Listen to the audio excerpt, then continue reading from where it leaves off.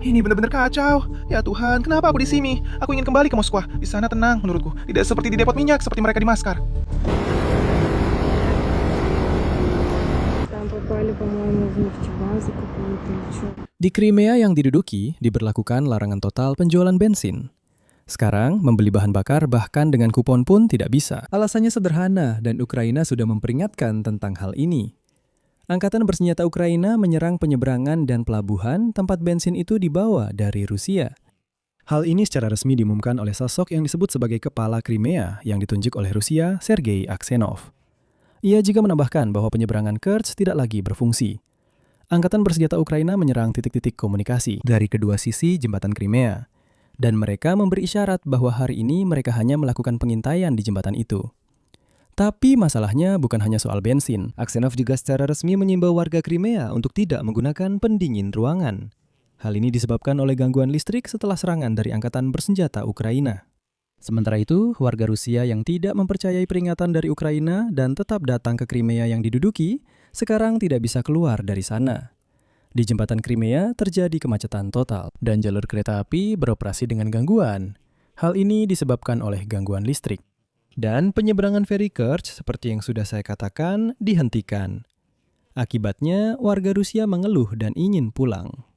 Sementara itu, Komandan Pasukan Sistem Tak Berawak Angkatan Bersenjata Ukraina Magyar menunjukkan kumpulan serangan terbaru terhadap truk tangki bahan bakar Rusia, serta rekaman terbaru serangan terhadap jembatan yang menghubungkan Crimea dengan selatan Ukraina. Dan semua ini menunjukkan bahwa serangan angkatan bersenjata Ukraina bukan sekedar serangan terpisah. Ini adalah strategi yang jelas dan konsisten untuk memblokade dan mengisolasi Crimea. Sementara itu, krisis bahan bakar melanda seluruh Rusia. Hari ini misalnya di wilayah Tver, pembatasan penjualan bensin diberlakukan secara resmi. Di wilayah lain di Federasi Rusia, harga bensin melonjak sangat tinggi. Tapi bahkan dengan semua uang di dunia, kamu tidak bisa membeli banyak bensin. Dan sebagai tambahan, hari ini Volodymyr Zelensky juga memperkenalkan drone baru, Firepoint, dengan jangkauan serangan 3.000 km. Dan kemarin, 20 Juni, drone-drone ini mencapai Tyumen, Rusia. Dan jaraknya loh 2.000 km. Dan itu belum batasnya. Iya. Itu parah banget. Terima kasih. Terima kasih. Ya, itu tangki yang ada di VTG.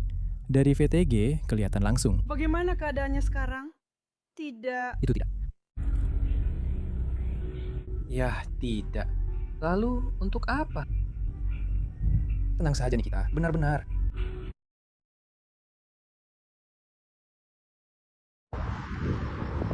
Там попали, по-моему, в нефтебазу какую-то или чё. Просто всю ночь.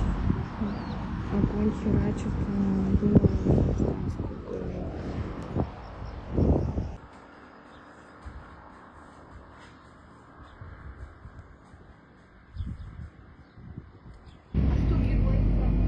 Sampaikan oleh Bima Tosok. Sampaikan dibuat oleh Bima Tosok.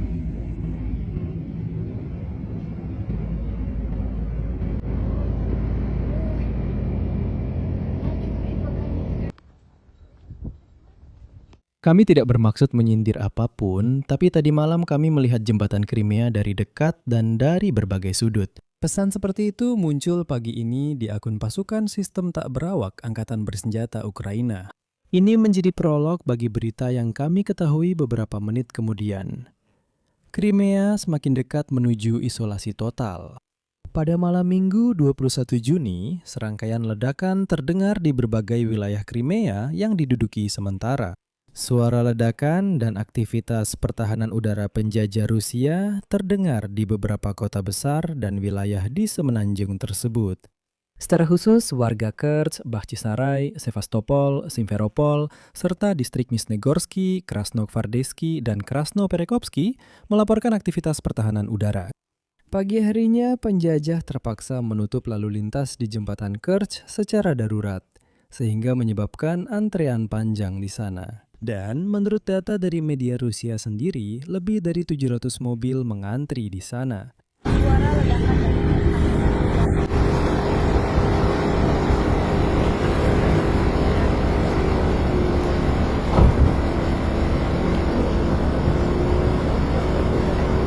Akibat serangan drone, terjadi kebakaran besar di wilayah pelabuhan Laut Kerch. Terminal bahan bakar setempat terkena serangan.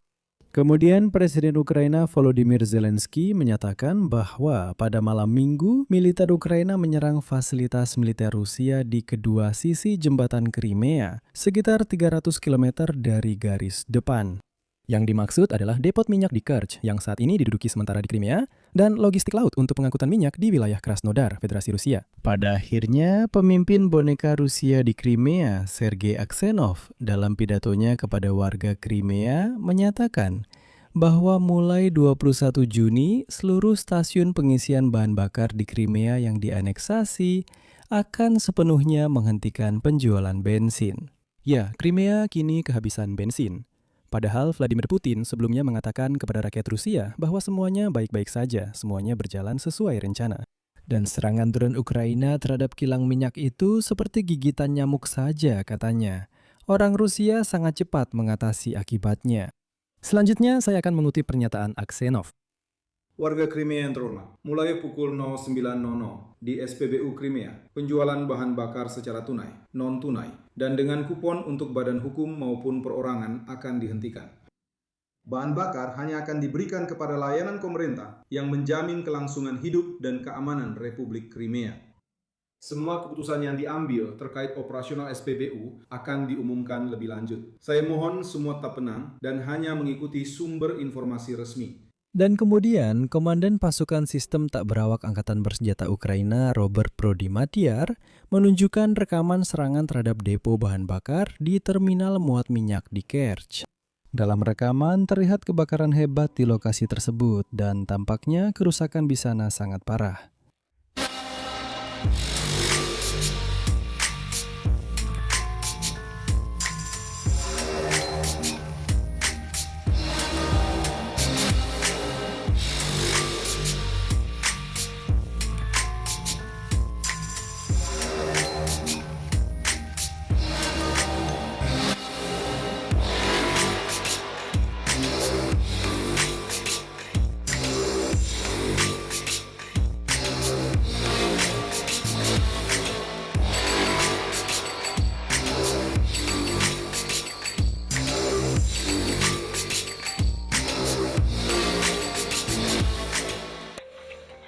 Kemudian muncul lebih banyak detail. Di terminal minyak pelabuhan dagang Kerch di Jalan Tamanskaya, Kerch yang diduduki Rusia, terjadi kebakaran. Terminal minyak pelabuhan Kerch terletak kurang garis 1 km dari tempat yang disebut jembatan Crimea terhubung dengan garis pantai. Fasilitas ini digunakan untuk menyimpan dan memindahkan produk minyak melalui Selat Kerch, khususnya minyak bakar dan solar. Selain itu, ini juga merupakan terminal bahan bakar. Terminal ini mengisi bahan bakar kapal dan mendukung operasional penyeberangan feri yang disebut Crimea Kafkas. Namun di pantai Rusia Selat Kerch, pelabuhan Kafkas juga terbakar. Pelabuhan ini melayani feri mobil dan kereta api. Akhirnya semuanya benar-benar terhenti dan sekarang orang-orang Rusia menangis karena sama sekali tidak bisa meninggalkan Crimea. Kami pergi ke stasiun kereta. Ini sama sekali bukan stasiun kereta. Kami bahkan tidak tahu sedang berdiri di mana. Hanya ada bebatuan di sekitar. Ini benar-benar kacau. Ya Tuhan, kenapa aku di sini? Aku ingin kembali ke Moskwa. Apa ini reruntuhan? Aku ingin kembali ke Moskwa. Mari kita tegaskan sekali lagi. Setelah serangan dari Angkatan Bersenjata Ukraina, tidak ada bensin di Crimea. Sama sekali tidak ada. Bahkan dengan kupon, bahkan dengan kode QR, bahkan dengan koneksi dan jalur belakang, dan sebagainya, bensin itu secara fisik memang tidak ada. Dan semua itu karena Angkatan Bersenjata Ukraina menyerang penyeberangan feri Kerch yang terkenal itu dan pelabuhan tempat orang Rusia mengirimkan bensin ke Semenanjung. Logistiknya benar-benar hancur. Akhirnya, pihak berwenang Rusia mengumumkan penutupan penyeberangan feri Kerch. Satgas Operasi Wilayah Krasnodar mengingatkan tentang larangan melintas bagi truk besar di jembatan Crimea dan merekomendasikan kepada pengemudi Rusia kendaraan tersebut untuk menggunakan jalan raya R280. Melalui Rostov-na-Donu, Taganrog, Mariupol, Melitopol, dan selanjutnya ke Simferopol. Yaitu jalan raya yang sama yang terus-menerus diserang secara besar-besaran oleh drone-drone Angkatan Bersenjata Ukraina. Saya ingatkan, pada bulan Mei lalu, Angkatan Bersenjata Ukraina sudah mengambil kendali tembakan atas jalan ini. Dan mereka secara rutin menyerang truk tangki bahan bakar dan truk besar yang melintas di jalan itu. Namun, pihak berwenang Rusia berkata, nah, lewat jalan ini saja, semuanya akan baik-baik saja. Jadi, apa yang terjadi? Di satu sisi, penyeberangan feri Kerch dihentikan. Bensin tidak boleh diangkut melalui jembatan Crimea, karena mereka mengizinkan lebih banyak muatan di sana. Satu-satunya jalan adalah melewati wilayah selatan Ukraina yang diduduki, tapi itu juga tidak bisa dilakukan karena jalan yang oleh Rusia disebut Novorossiya atau jembatan darat ke Crimea sepenuhnya berada di bawah kendali tembakan Angkatan Bersenjata Ukraina. Seperti yang Anda pahami, semua logistik benar-benar terputus. Baru-baru ini, Angkatan Bersenjata Ukraina melancarkan serangkaian serangan terhadap jembatan jalan raya dan jembatan kereta api di Henichens, wilayah Kherson yang sementara diduduki, serta terhadap jembatan mobil di Armiansk, Crimea yang sementara diduduki. Dan hari ini, analis ASIN merilis citra satelit dari jembatan-jembatan yang rusak. Jembatan mobil di Henichens mengalami 2 lubang akibat serangan. Di Armiansk, setelah serangan oleh Angkatan Bersenjata Ukraina, jembatan mobil mengalami kerusakan parah di 4 titik. Karena hal ini, para penjajah tidak menggunakan jembatan tersebut untuk mengangkut barang. Namun, para analis mencatat bahwa orang Rusia membangun jalur penyeberangan darurat dari tanah di daerah tersebut sebagai pengganti jembatan. Selain itu, dalam foto juga terlihat bahwa penyeberangan feri tampaknya juga telah diserang dan hancur. Namun, itu belum semuanya. Warga Crimea diminta untuk tidak menggunakan pendingin ruangan karena telah terjadi gangguan listrik. Di Crimea yang dianeksasi, jadwal pembatasan konsumsi listrik telah diberlakukan karena adanya kecelakaan di fasilitas jaringan listrik. Di Sevastopol, pemadaman listrik bergilir dimulai pada pagi hari tanggal 21 Juni. Kepala Pemerintahan Pendudukan Administrasi Kota, Mikhail Razvozaev, menjelaskan bahwa pemadaman tersebut disebabkan oleh kelebihan beban pada jaringan listrik di luar Sevastopol, meskipun kita semua sangat memahami alasan sebenarnya. Namun, Crimea hanyalah sebagian dari masalah bagi orang Rusia. Krisis bahan bakar di seluruh Rusia terus memburuk. Kekurangan bensin melanda semakin banyak wilayah. Saat ini, kekurangan bensin dan kenaikan harga bahan bakar terjadi bahkan di kota-kota Rusia yang sebelumnya tidak pernah mengalami masalah seperti ini. Secara resmi, krisis ini sudah mencapai Sankt Petersburg, Tula, dan Voronezh. Di berbagai wilayah negara, para pengemudi melaporkan adanya antrean di SPBU, pembatasan penjualan bensin, dan penutupan beberapa SPBU.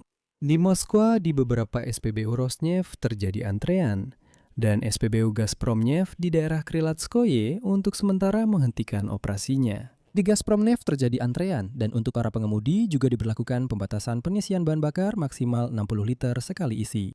Di beberapa SPBU Tatneft di ibu kota Rusia diberlakukan batasan yang lebih ketat lagi, yaitu maksimal 30 liter bensin A95 untuk satu mobil. Bagaimana menurut Anda? Saya ingatkan, Putin baru sekitar seminggu yang lalu mengatakan bahwa, ya, dengar, serangan-serangan Ukraina terhadap kilang minyak itu hanyalah hal sepele. Dia bilang, kami sangat cepat memperbaiki kilang-kilang, dan sebenarnya tidak ada masalah. Tidak ada kekurangan, semuanya baik-baik saja dengan bensin. Semuanya hebat, orang-orang Rusia yang dekil, jangan khawatir sama sekali. Nah, beginilah situasinya.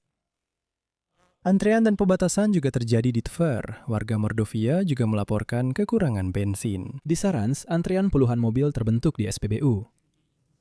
Di Kolomna, beberapa SPBU untuk sementara berhenti beroperasi karena tidak ada bahan bakar. Dan seperti yang Anda pahami, hal ini bisa terus terjadi tanpa henti. Pada saat yang sama, harga-harga di Rusia melonjak tajam. Secara khusus, di beberapa SPBU Tatneft di sekitar Moskow, harga bensin A95 melonjak hingga 95 rubel per liter. Padahal biasanya di ibu kota Rusia, jenis bahan bakar ini harganya sekitar 70 rubel per liter. Beberapa jaringan SPBU yang lebih kecil, yang tidak termasuk dalam perusahaan minyak besar, terpaksa menaikkan harga bahan bakar agar terhindar dari kerugian. Namun, situasi seperti ini tidak memuaskan warga Rusia dan semakin banyak orang yang mengeluhkan kenaikan harga serta gangguan pasokan bensin. Pemerintah daerah di beberapa wilayah Rusia mencoba mengurangi dampak krisis ini. Tapi dengan mengorbankan siapa? Tentu saja para pelaku bisnis. Nah, misalnya di wilayah Saratov sudah dipertimbangkan kemungkinan penerapan harga maksimum untuk bahan bakar di SPBU meskipun permintaan meningkat dan ada masalah pasokan. Kalau diterjemahkan ke bahasa biasa, pemerintah hanya akan melarang SPBU menaikkan harga dan mereka sama sekali tidak peduli kalau itu membuat bisnis merugi. Saya ingatkan, dulu Rusia disebut sebagai negara pompa bensin, tapi sepertinya pompa bensinnya sekarang rusak. Namun, para ahli berpendapat bahwa Rusia kemungkinan besar tidak akan bisa menyelesaikan krisis bahan bakar selama Ukraina terus menyerang fasilitas pengolahan minyak. Dan Ukraina tidak hanya berencana untuk terus melakukan serangan seperti itu, tetapi juga siap untuk meningkatkannya. Pada 20 Juni, Ukraina menyerang pabrik pengolahan minyak Tyumen. Menurut Presiden Ukraina, Volodymyr Zelensky, serangan itu menggunakan drone baru dari perusahaan Firepoint. Berikut kutipannya. Sanksi jarak jauh kami telah mencapai wilayah Tyumen di Rusia. Targetnya adalah fasilitas pengolahan minyak yang berjarak lebih dari 2.000 km dari perbatasan negara kami.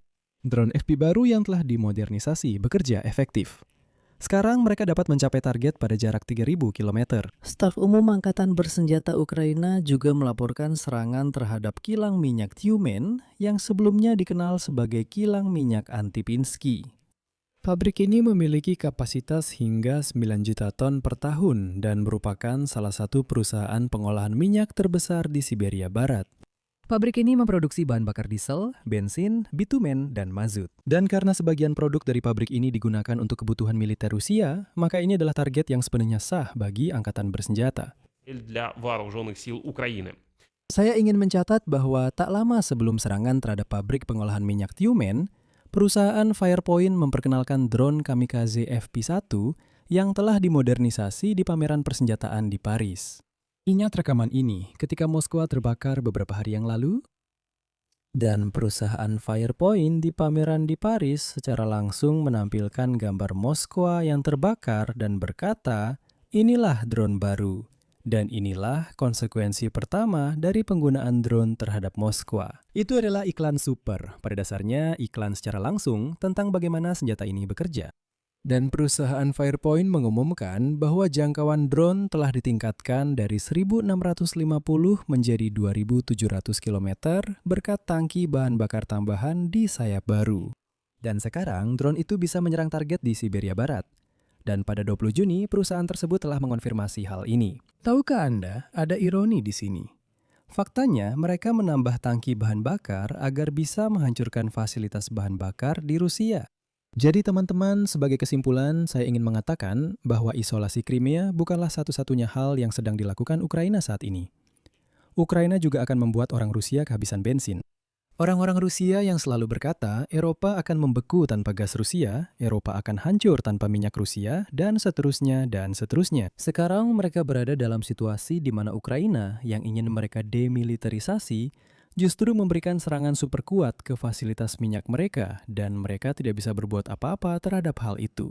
Seperti yang ditunjukkan oleh peristiwa terakhir, bahkan di Moskow pun drone-drone terbang dan pertahanan udara Rusia yang tidak kompeten itu bahkan tidak bisa menembak jatuh mereka. Di sini saya akan berhenti sejenak. Silahkan tulis pendapat dan kesimpulan Anda di kolom komentar di bawah episode ini. Jangan lupa subscribe channel ini, tekan lonceng, dan beri like. Jika Anda ingin mendukung kerja saluran YouTube ini, Anda bisa melakukannya dengan donasi berapapun. Silakan cek tautan dan detail di deskripsi video ini. Di sana juga ada tautan ke komunitas tertutup Peci Insight, tempat kami membahas topik-topik tertentu yang tidak masuk ke YouTube. Jadi silakan cek deskripsi, berlangganan, dan dukung saluran ini. Saya akan sangat berterima kasih atas dukungan Anda. Itu saja, jaga diri Anda, sampai jumpa.